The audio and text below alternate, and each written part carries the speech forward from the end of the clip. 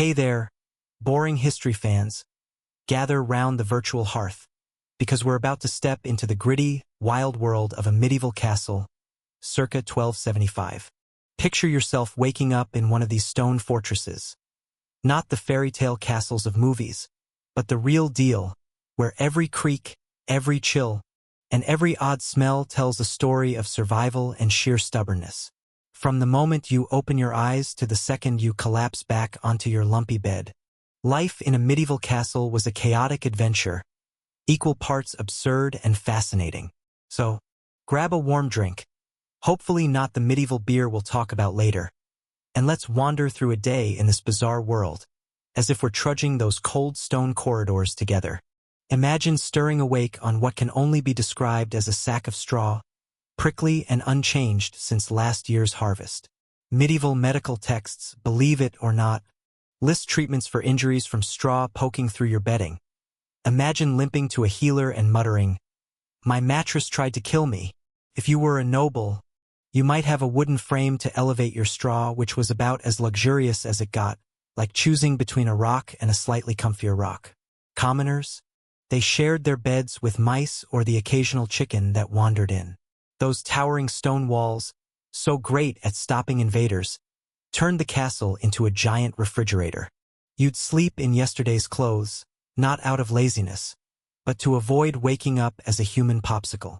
And don't expect a cozy, sunlit room. Windows were narrow slits built for shooting arrows, not letting in light, on a cloudy day, and medieval Europe had plenty of those. You'd wake in near-total darkness, fumbling around, praying you didn't stub your toe on a chamber pot, if you were lucky enough to have one. Your wake-up call wasn't gentle. No snooze button, no soft chimes. Instead, you might get a rooster having a full-blown existential crisis at dawn, crowing like the world's ending. Or worse, a servant whose job was to stomp through the halls, yelling "wakey, wakey," in whatever medieval tongue they spoke. Historical records from the 13th century mention this role, and trust me, it didn't win you friends. You'd need a thick skin to face the glares of every bleary-eyed castle resident. Once you're up, hygiene's the next hurdle, and let's just say it was a loose concept. You're staring at a bucket of water so cold it might have ice chunks floating in it. No warm showers, no fancy soaps. Some castles, especially in France, tried heating water with pipes near the kitchen fires. Clever until you realize the pipes were lead. Your choice: stay dirty or risk slow poisoning. Tough call. Soap was its own adventure. Archaeologists have dug up medieval soap recipes, and they're wild, wood ash mixed with animal fat, basically washing with fireplace gunk. Wealthy folks might splurge on Castile soap, made with olive oil, but it cost as much as a sheep. Imagine blowing your paycheck on a bar of soap that smells faintly of regret. And after all that, you're still not exactly fresh. You're probably reeking of wood smoke, damp stone, and whatever herbs were in that soap. Then comes nature's call, and this is where things get truly medieval. Those window slits, they doubled as toilets called garderobes, because people believed the stench kept moths away from clothes hung nearby. Yes, they used their bathroom's aroma as a wardrobe protector. No garderobe? You're using a chamber pot, emptied by tossing its contents out the window, after shouting "Guard Lou" to warn passers-by. Spoiler, it wasn't water. This was so common that some cities made it law to yell the warning, because getting doused in someone's waste was a real hazard. Communal latrines were another beast. Most castles had these shared holes in the outer walls, dumping waste into the moat below. Picture 200 people sharing a handful of these charming facilities. Morning rush hour was a nightmare. Privacy? Non-existent. Records show even kings and queens took visitors while on their fancy toilets, because apparently watching royalty do their business was an honor. I'll let you process that. After surviving the hygiene gauntlet, you're starving, and the castle kitchen's already buzzing, wafting smells of fresh bread, maybe porridge or gruel, think oatmeal's sad, tasteless cousin. Your meal depended on rank. The king got fresh bread, roasted meats, maybe exotic fruits. Lower ranks? You're stuck with pottage, a boiled mess of whatever veggies hadn't spoiled yet, served with all the enthusiasm of a wet sock. Bread wasn't just food, it was a plate. Nobles used stale slices called trenchers, which soaked up grease for days before being given to the poor, who needed jaws of steel to eat them. And for drinking, water was risky. Wells were often contaminated by those lovely garderobes. So, everyone drank beer, even kids, who got a weaker version called small beer. Records show a medium-sized castle could chug thousands of pints a week. Brewers were the unsung heroes because a bad batch meant a very grumpy castle. Dining was a free-for-all. Forks were rare, seen as fancy Italian nonsense. You ate with your hands, and one dining guide had to warn people not to wipe greasy fingers on their beards. Seating was a power play. Close to the Lord meant you were a big deal. The far end meant you'd screwed up. One record tells of two knights dueling over who got to sit near the salt, because salt was the medieval Wi-Fi of status. As breakfast wraps up, the castle's waking up, and the great hall's a chaotic mix of smells.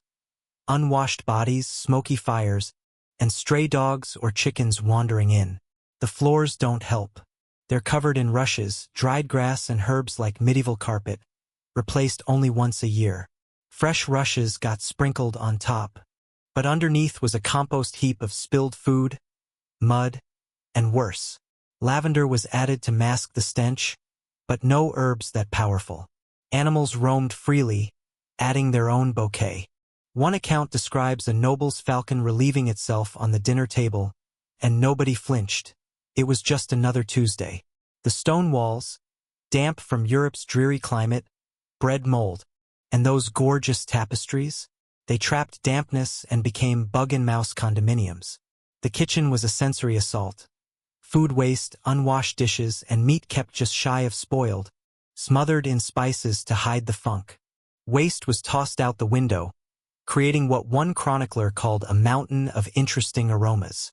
And those garderobes? Their waste slid down the walls into the moat, which in summer could drive off attackers with its stench alone. Biological warfare, medieval style.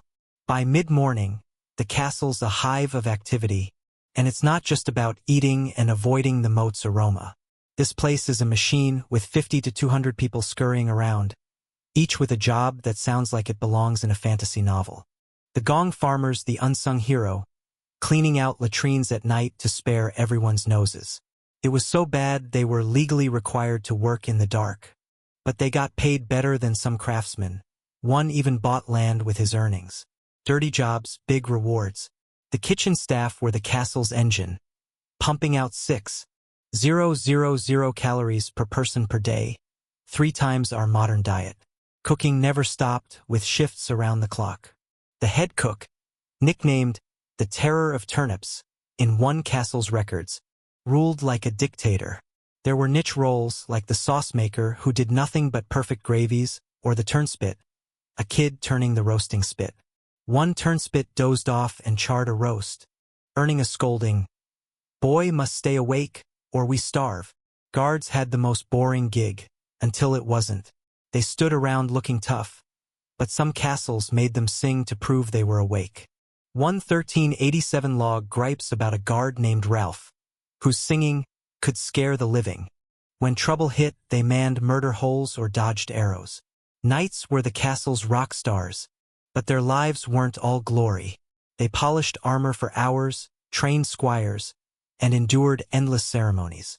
One knight's diary moans about shining his armor for 3 hours just to stand in the rain for 6. Squires, their apprentices, did everything from mucking stables to helping knights into armor. A 30-minute ordeal full of medieval cursing. Servants had the wildest jobs. The keeper of the wardrobe was basically an accountant for clothes. The chamber pot carrier had the worst commute, and the wake-up person was everyone's least favorite alarm clock. The blacksmith fixed everything from swords to spoons, mangled by the new kitchen boy. Per one log, he also got odd requests like a lord wanting dragon-shaped door handles. Dragons aren't real, he wrote, but try telling him that. The real boss, though, was the lady of the castle. While the lord was off crusading, she ran the show like a medieval CEO. She kept meticulous accounts, tracking eggs, arrows, and even drunken archers' misfires.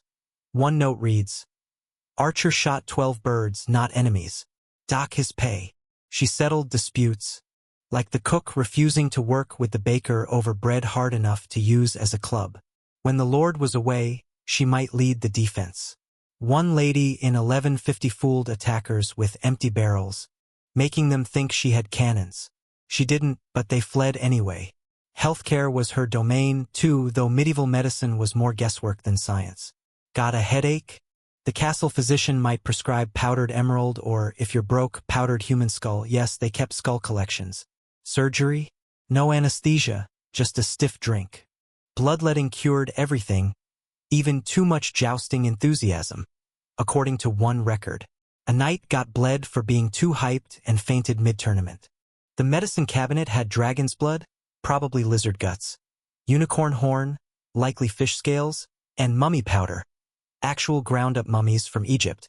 Dental care meant yanking teeth or filling them with lead. One knight had all his teeth pulled before battle to avoid distractions. Bold move. Some treatments worked. Honey and wine had antiseptic properties, but the logic was wild.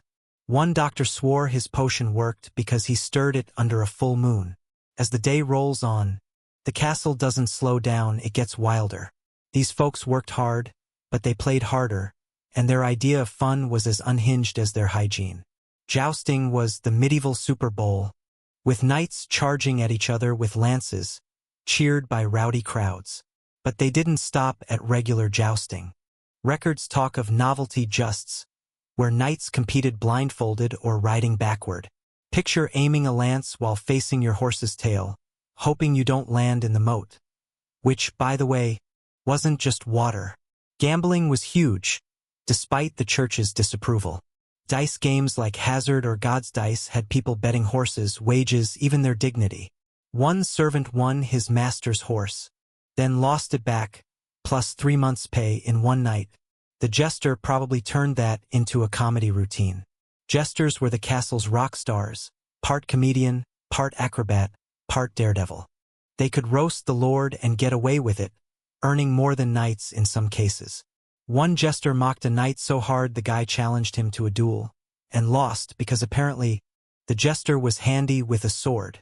Music was non-stop, with musicians playing lutes, bladder pipes, yes, made from animal bladders, and more. One record lists a musician's duties as play during meals, prayers, work, until everyone begs you to stop. Feasts were spectacles, with subtleties, food sculptures like pastry castles with live birds inside or a marzipan night on a roasted chicken horse. Gordon Ramsay would have quit on the spot. Defense was never far from anyone's mind. Those 20-foot thick walls were built to laugh off battering rams. Archers practiced shooting through tiny slits, hitting targets 200 yards away. Murder holes let defenders drop rocks, oil, or even beehives on attackers. One castle's 1312 inventory lists an angry beehive as a weapon. Kids had roles, too, running messages or water during sieges. Some got so used to it they played siege, chucking rotten veggies from towers.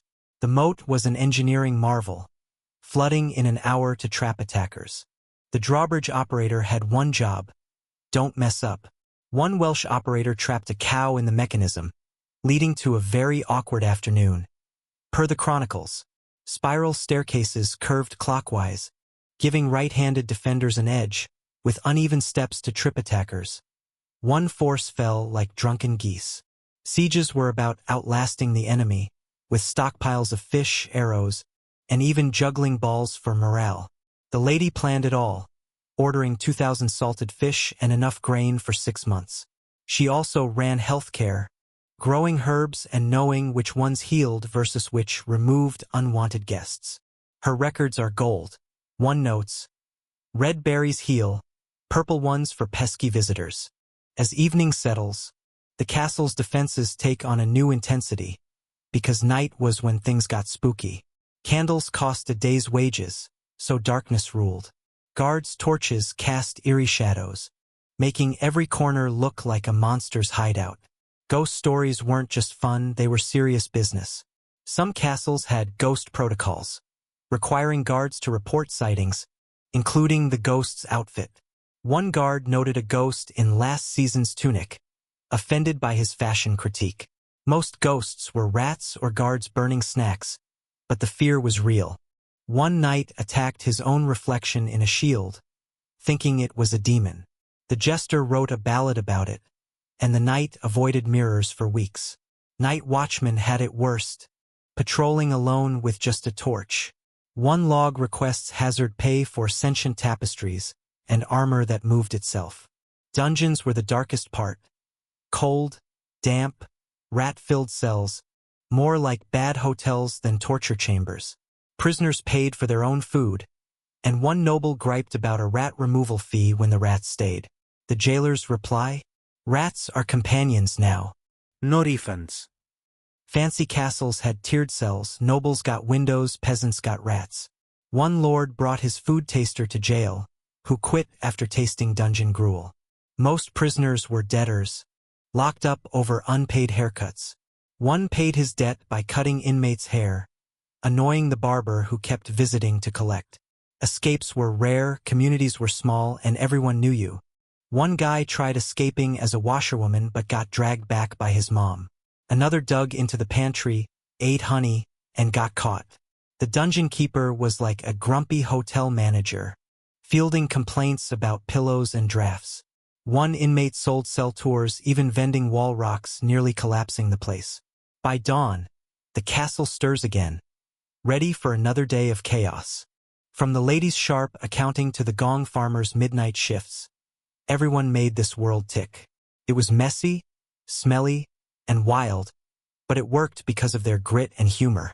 The castle was a machine of human resilience, where every job, every weird tradition had a purpose. They faced cold, danger, and bad smells with a stubbornness that's hard to fathom today. They didn't just survive, they built a world that still captivates us. As we leave this castle, let's salute these medieval folks who made it through those long, dark nights. They were tough, weird, and unforgettable. Thanks for joining me, boring history fans. If you love this wild ride, hit that subscribe button, like the video, and drop a comment. What's the weirdest medieval job you'd try? Gong farmer or jester? Keep your chamber pot empty and your torch lit, because history's never boring. See you next time.